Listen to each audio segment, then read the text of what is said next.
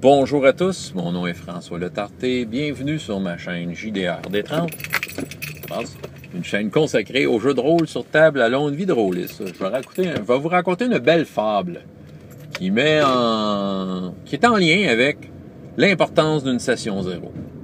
Que vous aimiez ça ou pas, faire des sessions zéro, que vous soyez tellement au-dessus de vos affaires que vous n'avez pas besoin de ça, peu importe. Que vous aimiez comment ça s'appelle ou pas, peu importe. Je vais vous raconter une histoire qui démontre qu'une session zéro, c'est important. Et dans certaines circonstances, un peu plus. Bon, mettons-nous en contexte et racontons cette fable. Ma gang habituelle de jeux de rôle à la maison, ça fait quand même un bout de temps qu'on est ensemble. On a fait différentes games de différentes choses depuis qu'on joue. C'est un peu ça qui se passe. Ce qui arrive, c'est quand que ce groupe-là a démarré, il y a plein de monde qui ont levé leurs mains en disant « Moi aussi, j'aimerais ça faire une game. » Fait que moi, j'ai décidé que, parfait, je vais arrêter d'être maître de jeu, puis lâchez-vous là, dites-moi, on va se dire qu'est-ce qu'on a envie de jouer, puis on va comme établir une règle pour que tout le monde puisse, en quelque sorte, profiter de leur jeu, profiter de leur moment où ils présentent un jeu. Fait qu'on fait des rotations comme ça de 6 à 8 séances de chaque jeu, puis après ça, on passe à un autre jeu. OK? Soit dit en passant, on a commencé à discuter à peut-être changer ça, changer la formule pour avoir un jeu plus stable, parce qu'on file pour avoir un jeu dans lequel on va s'attacher plus. Bon. Pour venir à mon sujet de départ. Présentement, nous jouons à Mutant Chronicles. Je vous en ai parlé de Mutant Chronicles, j'ai fait un gros exposé sur à quel point je trouvais que le livre était mal fait. Enlevons cet aspect-là, c'est quand même un excellent jeu à mon avis. Système de jeu complexe, mais élégant. C'est très élégant à mon avis, ce système de jeu-là. Ça coule, ça roule. Il y a comme tous des éléments de jeux de rôle qui sont différents un peu là, de ce qu'on rencontre en général dans les jeux de rôle. Tout un système d'économie de points que le maître de jeu accumule, que les joueurs accumulent, qu'on peut utiliser pour déclencher des choses. Puis l'univers de Mutant Chronicles, moi je l'adore. J'ai déjà expliqué dans le passé que dans le fond, j'avais déjà touché à cet univers-là il y a une vingtaine d'années à travers un jeu de combat de figurines, mais tu sais, je connaissais déjà la gamme du jeu. Fait que c'est un univers dans lequel je m'intégrais, tout ça. Fait que pour moi, présentement, je trouve ça très excitant de jouer à Mutant Chronicles parce que ça me ramène dans un monde que j'aime bien avec un système que je trouve vraiment bon. Voilà. Mais on a un peu échappé la balle sur la session 0, à mon avis. Je vais vous expliquer ce qui s'est passé. Bon, on est un groupe qui joue ensemble. C'est sûr que en étant habitué d'être ensemble, on peut prendre certaines affaires pour acquis. Et c'est vrai que il y a des étapes de la session 0 que tu n'as plus besoin de faire à un moment donné, ne serait-ce que juste la relation entre les joueurs, la relation qu'on a ensemble, puis de voir quel genre de jeu on va offrir, parce qu'on se connaît entre joueurs, on sait qu'un tel va aimer le combat, puis tel autre va aimer le roleplay, puis on a toutes nos préférences, mais ça fait déjà plusieurs fois qu'on joue ensemble, fait que il peut y avoir des trucs qu'on skip, là, Mutant Chronicles. On n'a jamais eu vraiment de séance ensemble où on a discuté de ce jeu-là. OK? Ça s'est fait de façon morcelée. Pourquoi? Parce qu'on était déjà dans d'autres jeux. D'habitude, on arrivait avec les autres jeux avant à avoir une discussion, puis créer quelque chose, créer des relations. C'est super important. Je veux dire que l'importance est là, tu sais. Puis c'est ça. Puis on était, mettons, on a commencé à parler de Mutant Chronicles, à le préparant en quelque sorte, quand on finissait notre série de science-fiction avec Savage Worlds, puis on embarquait sur Tecuma Gulch. Jeu western. Pour Tecuma Gulch, on avait bien fait nos devoirs de relation de session 0, puis sérieusement, ça a bien été. On avait un beau groupe, il y avait des affaires intéressantes qui se passaient, puis c'est parce qu'on avait bien préparé notre affaire. Bon.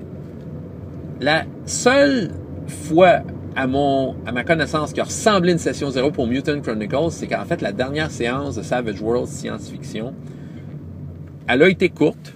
Fait qu'ils ont décidé à ce moment-là de terminer ça avec parlons donc de Mutant Chronicles et commençons donc à faire des personnages. Je n'étais pas là à cette séance-là.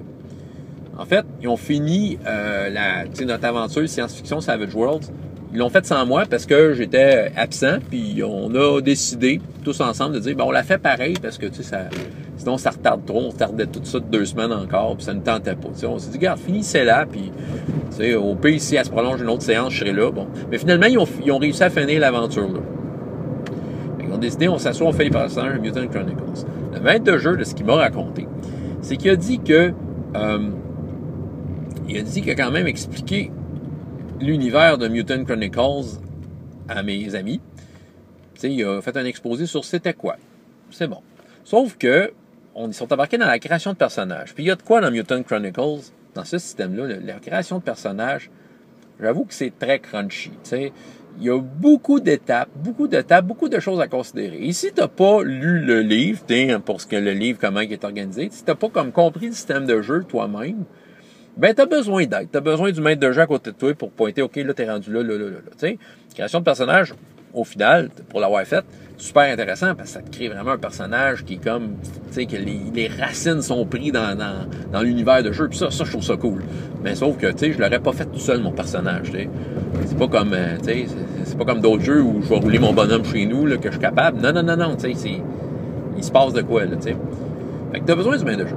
C'est tellement prenant que peut-être, et je pense que l'exposé que le maître de jeu a fait, a peut-être un peu passé dans le champ pour certains des joueurs, parce que les joueurs, à un moment donné, quand ils avaient le nez sur leur feuille, ben là, ils pensaient juste à des chiffres.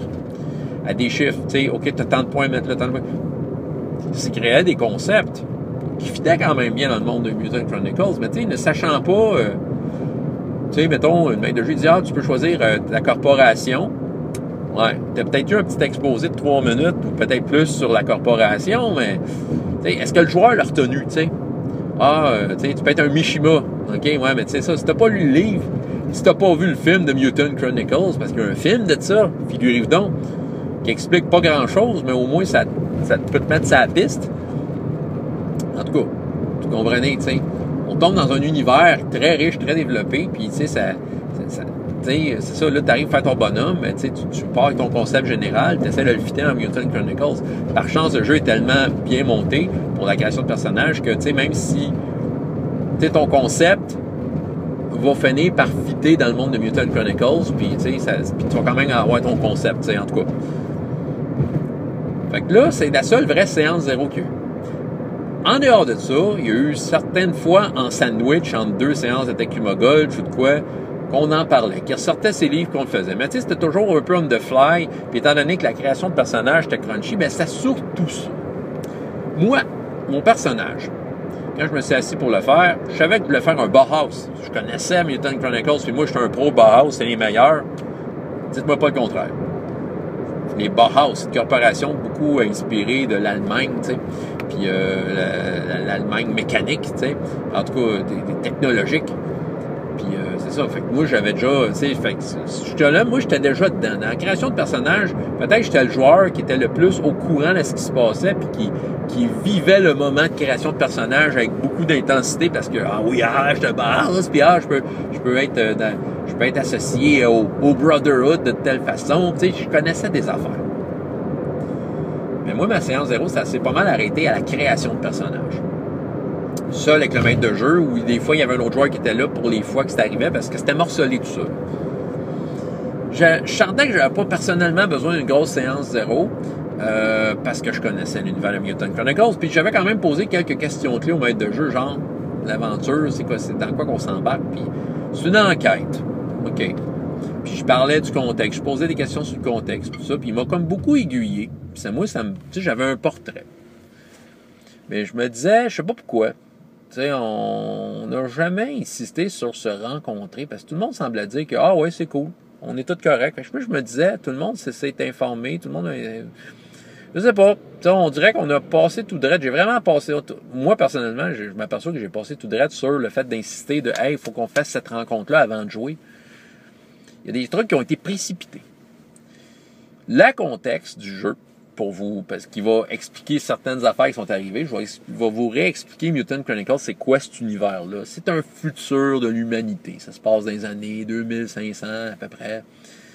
L'humanité, la Terre est plus habitable, mais des grandes corporations sont allées coloniser la Lune et plein de planètes du système solaire. OK? puis c'est ça. Puis dans le fond, il y a comme 4 grandes corporations principalement qui se séparent des territoires. C'est comme des gros pays, des grosses compagnies, mais en même temps qui font office de pays, de partis politiques, si on veut, là, pour la balance du pouvoir dans le système solaire.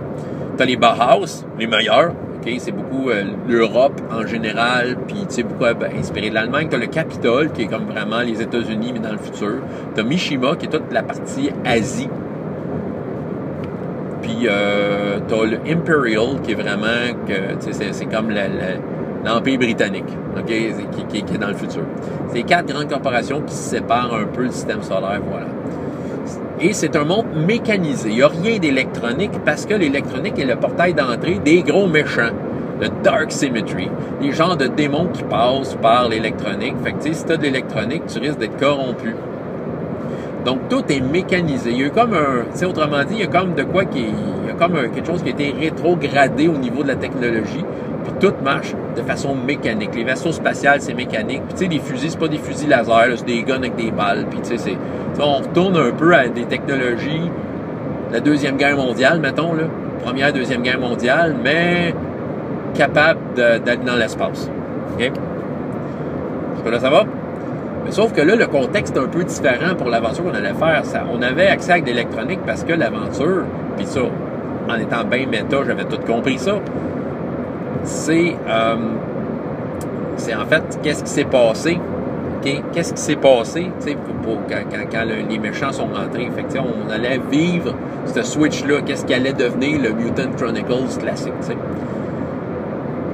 Moi, en sachant ça, ça allait bien. Fait que je comprenais que c'était 2019, dans le futur, avec plus de bébés. Jusqu'à là, ça va? Fait que c'est ça. Fait là, on n'a pas fait de vraies rencontres. Puis sérieusement, je me sentais un peu cave à la première séance parce qu'on m'a remis ma feuille, puis on sortait de Tecuma Gulch. Sérieusement, à part de savoir que j'étais un Bauhaus, puis j'étais un semblant de police, je me souvenais même pas de mon personnage. Il a fallu que je relise ma feuille pour dire « Ah, j'ai fait un enquêteur, en fait. » Puis là, il y avait juste moi puis un autre joueur, parce que les 2 autres joueurs pouvaient pas, mais on a décidé qu'on commençait pareil. Fait que correct, on commençait l'aventure. L'autre joueur, ouais, une reporter pour le Capitole. Fait que jusque-là, c'est ça. Fait que là, on était associés dans une enquête policière. La première aventure, première séance, ça s'est bien passé. T'sais. On était dans le ton. Okay? La collaboration était bonne. On se relançait la balle sur ce qui se passait. C'était bien le fun tout ça. Séance suivante. Un des joueurs arrive. Le 4e joueur n'a toujours pas joué. Il se fait remettre sa feuille, puis lui, c'est un peu, regarde sa feuille, puis tu sais, pas trop se rappeler c'est quoi. Ah, je suis un enquêteur aussi. Il s'appelle James, un enquêteur, mais lui, il est plus indépendant. Il porte pas allégeance à une corporation, nécessairement, mais il a été élevé dans un contexte Capitole. OK? Bon, on comprend l'affaire. Fait que là, on s'est dit, ben là, il faut trouver une raison d'être là. Fait que là, on s'est dit, là, ça allait mal la dernière gang quand on s'était fini. On avait fini sur un genre d'apothéose, tu sais. On s'est dit, ben OK, ben tu sais, la raison que tu es là, c'est parce que les 2 enquêteurs de la dernière séance ont besoin de renfort, fait que comme le patron a décidé d'envoyer quelqu'un d'autre. C'était très valable comme façon de faire. Puis on y a trouvé une motivation, c'est dans l'enquête, il y avait 2 policiers, 2 enquêteurs du Luna PD qui sont morts dans l'écrasement d'un building qui avait rapport dans l'enquête qu'on faisait. Fait que c'est dit, ah ben c'est parfait, je vais venger leur mort. T'sais, OK, correct. Pas avec ça. Fait que là, on commence première situation, puis on fait du roleplay, tout ça, on met ça en place. Bon, à un moment donné, on s'en va vers un endroit pour poursuivre notre enquête. On a été pointé vers un endroit. Puis, il arrive une tragédie. On est sur la Lune, soit dit en passant. Sur Luna City, je pense que ça s'appelle. Puis, en tout cas, je me souviens plus du nom, mais en tout cas, il y a comme 2 vaisseaux spatiaux qui rentrent en collision. Des gros vaisseaux spatiaux. Ça a le lien avec le fait que la technologie commençait à aller mal. C'était la mise en scène de tout ça. Gros crash. Nous autres, on est comme dans la ville, des débris tombent, on essaie de se mettre à l'abri. Certains d'entre nous sont blessés, toute la quête. Fait qu'une de nos façons de nous protéger, c'était d'aller se réfugier dans le métro. Fait qu'on a décidé de faire ça. OK? Puis là, on arrive dans le métro. Le métro est bondé de gens inquiets, et, comme parlant de la tragédie, tout ça. Puis, ça bloquait notre chemin pour pouvoir continuer notre enquête parce qu'on voyait bien que notre enquête avait probablement un lien avec ce qui venait de se passer et plein d'autres choses étranges dont on était témoin. Donc, on se disait, hey, faut pousser là-dessus parce qu'on est sur une piste, là, tu sais. Le nouveau joueur, James, décide de faire quelque chose. Il dit, OK, regarde bien ça. Moi, je suis pressé, là, je vais aller venger mes amis. Fait que je sors mon fusil et je tire dans les airs. Oh, là, ça a fait un drôle d'effet dans ma tête. J'ai regardé, qu'est-ce que tu fais là? Je vous rappelle que moi, présentement, je jouais un enquêteur dans un monde futuriste, okay, avec plein de technologies, puis plein de sécurité. C'est comme un monde pseudo-civilisé, avec de la surveillance, puis de la police, puis tout. Puis là, tu es un enquêteur, mais tu fais fuir les gens comme un vrai cowboy en tirant du fusil dans les airs. Pour moi, là, il aurait dit, je baisse mes culottes, puis je danse la graine à l'air, là. Ça aurait fait la même affaire. J'aurais eu le même effet. J'ai comme, oh, qu'est-ce que tu fais là? C'est comme, là, on dirait que j'ai sorti mon personnage. J'ai comme pété mon immersion, tu sais. Pas fait exprès, là. Sauf que, tu sais, dans ma tête, c'est comme, mais qu'est-ce que tu fais là? Là, tu sais, je voyais bien que c'était un comportement pseudo-dépassé dans le contexte. Hey, t'es un enquêteur, tu fais ça. Là, je disais, tu ferais ça, le métro de Montréal, arriver avec un gars. Il dit, j'ai rien fait de mal, je voulais pas tuer personne. Je dis, ouais, mais c'est ça. Là, un moment donné, j'ai commencé à intervenir, regarder le maître de jeu, puis dire, hey, il n'y a pas de sécurité, tout ça. Puis, un moment donné, j'ai essayé de ramener ça au roleplay, dire, hey, j'essaie d'appeler son boss, puis lui demander c'est quoi le clown que tu nous as envoyé. Soudainement, tu sais, je paniquais un peu, parce que je me disais, écoute, la cohésion de groupe vient d'en prendre une claque, parce que là, soudainement, on est sur une enquête sérieuse, puis lui, il fait une affaire, tu sais, tiré comme une affaire de cowboy, c'est comme fuck, tu sais, t'es dans un monde civilisé. Ça marchait pas. Puis là, le maître de jeu, il s'est comme forcé d'une direction pour mettre un peu lui dans le trouble. Puis tu sais, ça a commencé à séparer le groupe, parce que là, les valeurs, sur le début, hein, on n'a pas fait de session zéro. Ça paraissait là. Fait que là, il s'est mis dans le trouble, tout ça, puis ça a comme un peu fait dévier l'aventure vers de quoi qu'on pouvait pas. Puis moi, tu sais, j'avais pas d'affaire avec ce gars-là, là. Tu sais, soudainement, puis tu sais, ça me mettait dans le trouble en tant que joueur, parce que non, faut quand même qu'on joue ensemble. Mais là, t'es pas encore mon ami. Tu fais une niaiserie de même. T'es comme, oh boy. Ça a créé un fret autour de la table. Et j'avoue que j'ai été un très mauvais joueur avec du recul. Et je m'en sentais pas bien. Je vais vous dire, avec du recul, et ce que j'ai retenu de ça, c'est que j'aurais dû vraiment m'en tenir au roleplay. Et pas sortir en tant que joueur, faire mon Yvan Ponton là, en ligue d'improvisation, avec son gazou, là, comme dire, hey, pénalité aux joueurs de ma droite. T'sais, j'aurais pas dû faire ça. T'sais, vraiment pas. J'aurais dû garder ça roleplay. Je pense que c'est quelque chose qu'il faut que je note dans mon tiroir de la mémoire. J'aurais pas dû faire ça parce que là, ça crée un fret autour de la table. Puis, pendant 5 minutes, il y avait comme un petit malaise.